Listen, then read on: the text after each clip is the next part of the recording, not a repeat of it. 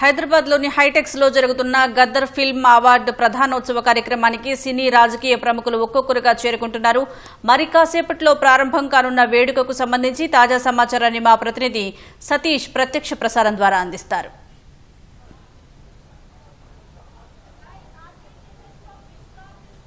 Right Sujatha, Telangana రాష్ట్ర ప్రభుత్వం ప్రతిష్టాత్మకంగా అందజేస్తున్నటువంటి గద్దర్ అవార్డుల వేడుక మరి కాసేపట్లో మొదలు కాబోతుంది. మాదాపూర్లోని హైటెక్స్ వేదికగా జరుగుతున్నటువంటి ఈ వేడుకను కళ్ళారా వీక్షించేందుకు అదేవిధంగా అవార్డు విజేతలంతా కూడా ఒక్కొక్కరుగా తరలి వస్తున్నారు. దీంతో హైటెక్స్ ప్రాంగణం అంతా కూడా కలకలలాడుతుందనే చెప్పొచ్చు.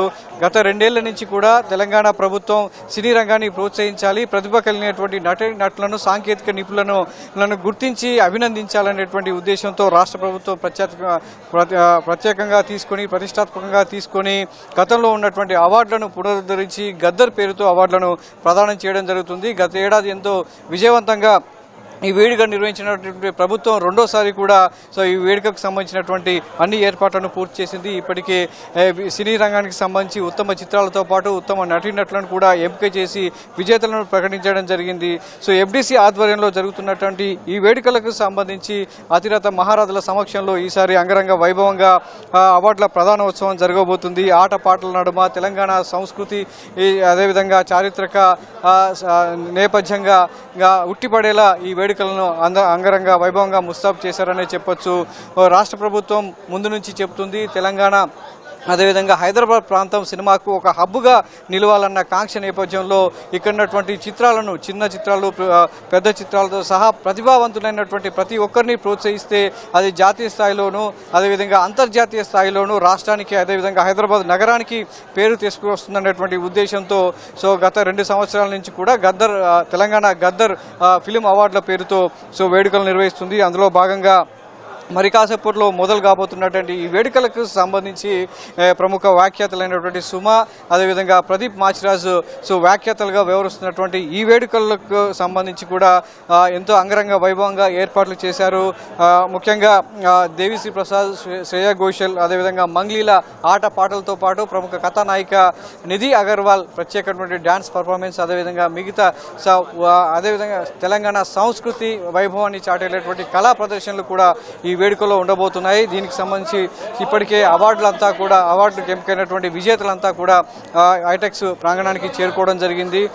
ప్రధానమైనటువంటి అంటే సినిమాలకు సంబంధించినటువంటి విజేతలు ఎవరైతే ఉత్తమ నటుడు నాగ చైతన్య, ఉత్తమ నటి రష్మిక మందనతో పాటు ఉత్తమ చిత్రాలను అదేవిధంగా జాతీయ సమగ్రతను పెంపొందించినటువంటి చిత్రాలకు ఎంపిక చేశారు.